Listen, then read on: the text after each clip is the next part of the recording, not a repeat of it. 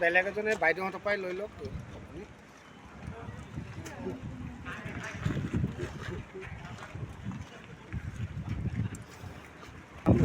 ইয়াত একো পোৱা নাই, একদম আগলৈ পঠাই দিছোঁ। তিনিদিন হৈ গ'লতো, ক'ৰবাত ওলাই যাব পাৰে।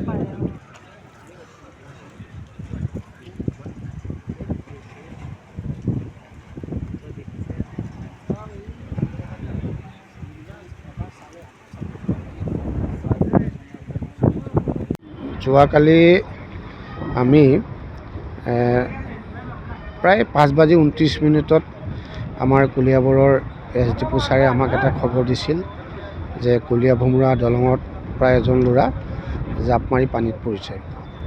তাৰপিছত আমি আহিলোঁ, আহি আমি ফিল্ডটো আমি ভেৰিফিকেশ্যন কৰিলোঁ, চালোঁ। ৰাতি সন্ধিয়া হোৱাৰ কাৰণে আমি কালি অপাৰেশ্যন আৰম্ভ কৰিব নোৱাৰিলোঁ। আজি ৰাতিপুৱা ঠিক 8 বজাৰ পৰা আমি অপাৰেশ্যন আৰম্ভ কৰিছোঁ। ইতিমধ্যে অপাৰেশ্যন চলি আছে, এতিয়ালৈকে আমি একো সুখত্ৰ পোৱা নাই।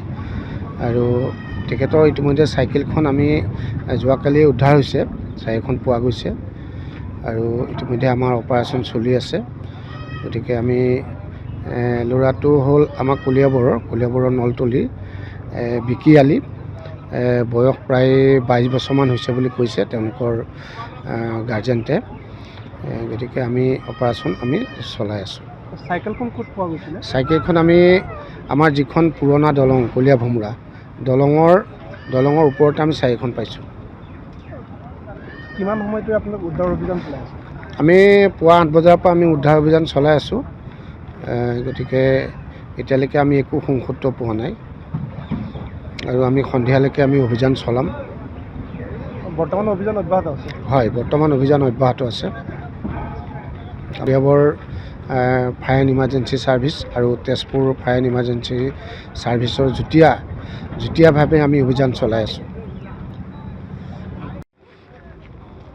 21 তাৰিখে সন্ধিয়া 6টামান বজাত তেজপুৰলৈ আহি আছিলোঁ। মানে অহাৰ পিছত বাইকৰ ঘৰলৈ আহিছিলে। অহাত ল'ৰাজনৰ মাকহঁতে ভাবিলে ল'ৰাজন বাইকৰ ঘৰলৈ গৈছে আৰু ৰাতিপুৱা মানে সেইদিনা ৰাতি খবৰ নল'লে, ৰাতিপুৱা খবৰ লওঁতে বাইকৰ ঘৰলৈ ফোন কৰোঁতে কৈছে বোলে আমাৰ ঘৰলৈ নাই আহা। তেতিয়া আমাৰ গাঁৱৰ ল'ৰাবিলাকে মানে অলপ বিচাৰিলে যে ল'ৰাটো নাই, ৰাতি ক'ত গ'ল বুলি বাগৰ ক'লে, চবেই গোটেই ওচৰ চুবুৰীয়াই ক'লে। বিচাৰোঁতে মানে ভোমোৰাগুৰি ব্ৰিজৰ 2 নম্বৰ খুঁটাৰ ওপৰত তাৰ চাইকেলখন পালোঁ। চাইকেলখন পোৱাৰ পিছত আমাৰ মানে সন্দেহ হ'ল। তেতিয়া আমি বৰঘাট আৰক্ষীক জনালোঁ, চলুং আৰক্ষীক জনালোঁ। আৰক্ষীক জনোৱাৰ পিছত চলুং আৰক্ষীও আহিলে, চালে, তদন্ত কৰিলে। মানে বৰঘাটৰ আৰক্ষীও আহিলে, তদন্ত কৰিলে। তাৰপিছত এতিয়া মানে কি আমাৰ সন্দেহ এটা হৈছে যে ব্ৰহ্মপুত্ৰৰ ওপৰৰ পৰা জাপ মাৰি দিছে।